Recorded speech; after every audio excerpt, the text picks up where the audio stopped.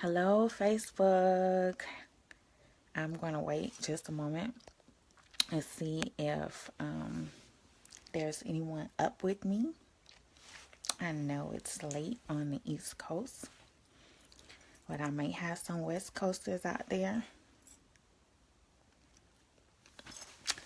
So I'm going to wait just a minute.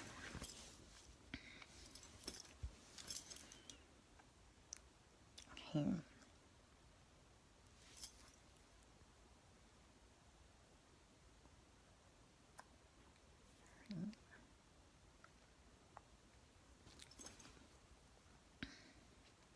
All right, so I am coming to you raw. I'm coming to you raw. I mean, I've had the longest day ever. It has been so interesting. How you set a goal, you set a plan early in the morning, the night before, all of that, and then things happen, and it doesn't necessarily go the way that you would have it to go. But I'm super excited because I accomplished a whole lot. Today was very productive. But I am coming to you live today because I wanted to talk to you about love after cancer. Love after cancer will be something that I will be talking to you about quite frequently, actually. There's so much that I want to share, and there's somebody who's out there listening who may need to hear my story. It might be some things that I've struggled with that you're currently struggling with, or that you have struggled with. You can relate. I need to hear from you because we are a family in this fight. Before, once we've heard the news during treatment, if you're going to go through treatment, some people choose not to, and then post. A lot of people don't realize the struggle after cancer. And I had a gynecologic cancer. Hello, who just joined? Let me see. I can't see you. But thank you for joining. So there are some people who have had gynecologic cancers like myself. And it is a journey, let me tell you. Just as breast cancer or prostate cancer, when it deals with your external body that people can see, and then you have the internal body that people cannot see. There are things that goes on that you would never know if no one told you. And so love after cancer is something that I think we need to talk more about as survivors, as caregivers, as people who just want to love on those persons who are going through cancer. So tonight, I just wanted to, introduce the topic. Like I said, I had a long day. I'm not able to go in depth tonight, but I will be letting you know when I'm going to go live. I'm going to let you know what I'm going to be talking about during the week. But reach out to a survivor and just let them know that you are thinking about them. Let them know that you're praying for them, and don't think too hard about what to say. Just say that you're there, that you care, and that you want to be their support system if that's something that's truly in your heart. Okay, so I posted a video, not a video, excuse me. I posted a flyer on my business page where I am going to be reaching out to cancer survivors and caregivers because when I was going through cancer, I I was diagnosed in 2009. Yay, my 8th cancerversary. I'm super excited because when you look back over your life, where you've been, and you realize, wow, what could have, would have, should have, God has been so good to me. I realized that when I think about, I was diagnosed in 2009.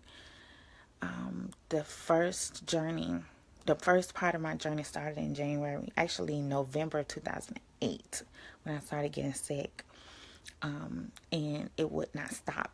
Like, I just kept getting sick, and I was like, what in the world? I mean, really? My body was clearly breaking down, and I asked my doctor what is going on. And so by January, I got a PAP and realized that something wasn't right. And by March 2009, I was in my OBGYN oncologist office after seeing a couple of other doctors, and it was confirmed that I had stage 2B cervical cancer, squamous cell carcinoma. And then by April 3rd, I was in surgery and found out that it had spread to my lymph nodes, and I was then upgraded to stage 3 cervical cancer, so because it had spread it.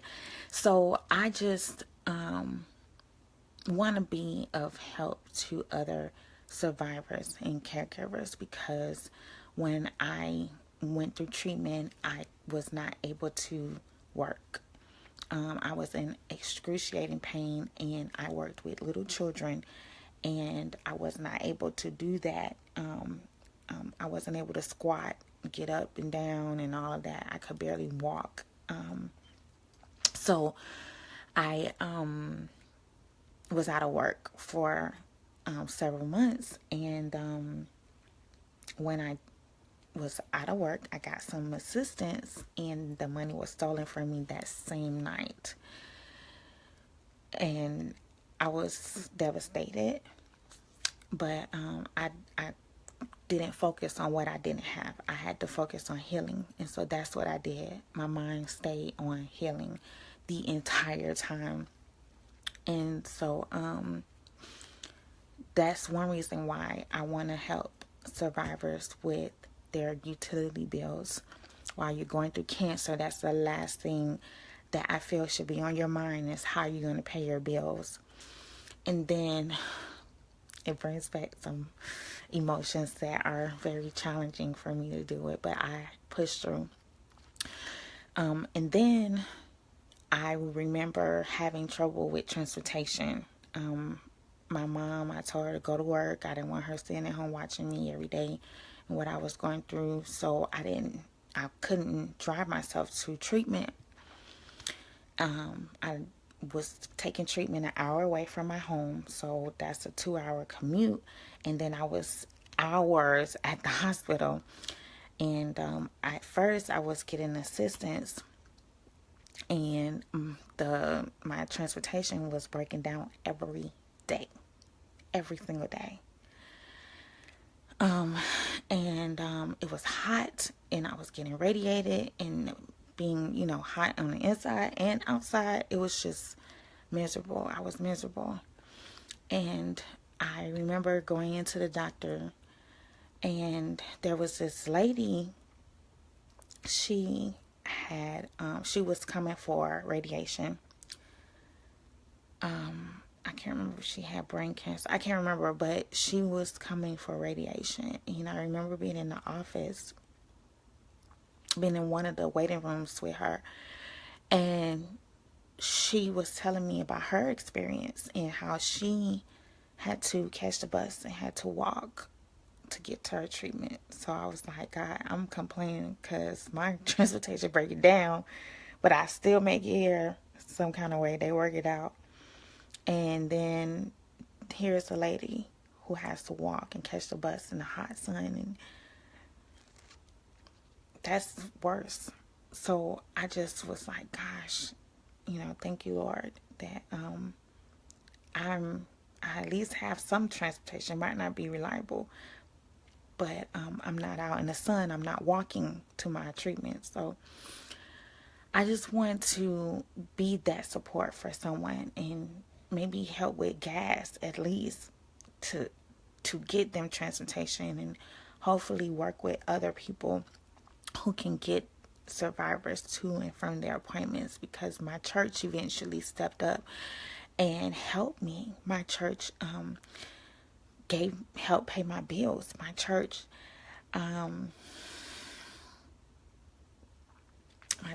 actually came had a rotation for drivers for me that took me to my appointments, that sat with me all those hours that I had to be there, and then took me back home an hour away. Excuse me. And then they actually had a rotation for food. And so I want to, because I could hardly even bathe my 2-year-old. I just practically,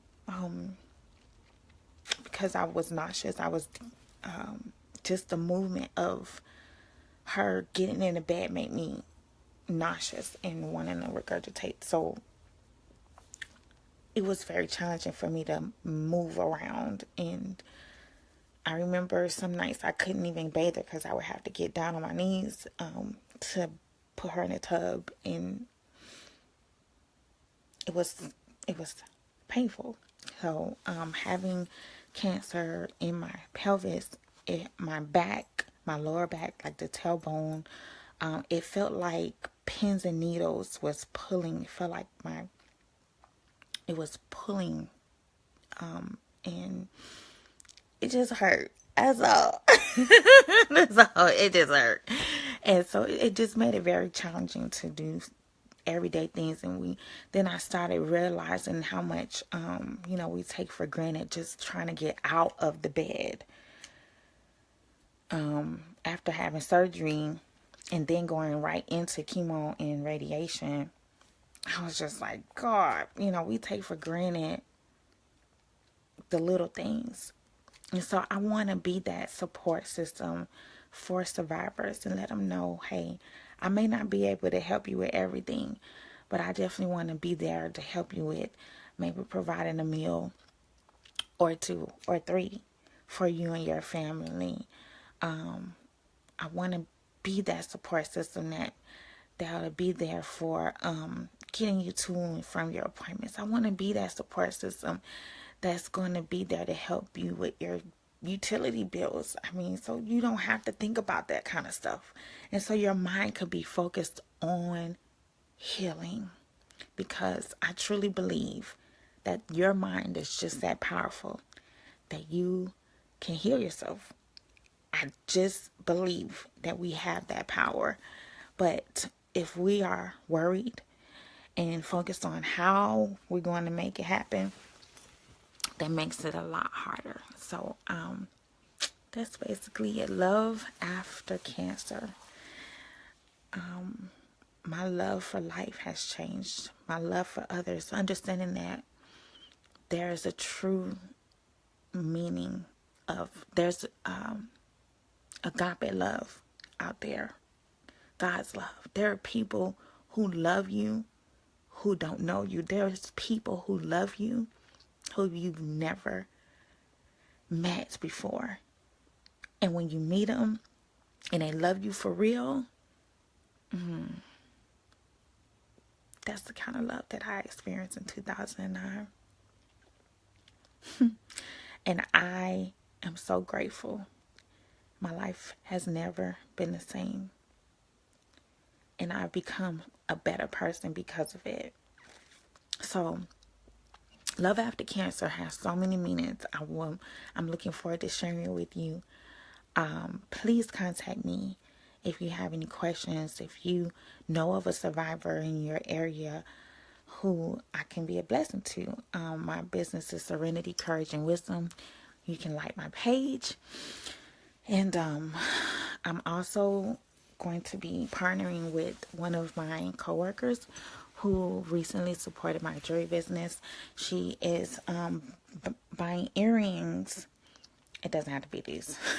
She's buying earrings for a cancer survivor.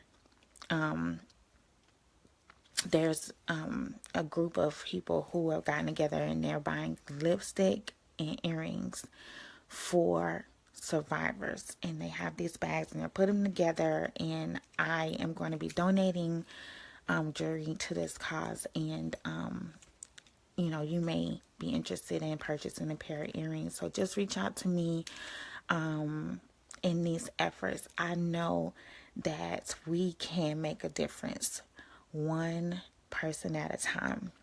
So, love after cancer with Lalu Speaks. I love you for real, and I look forward to talking to you again.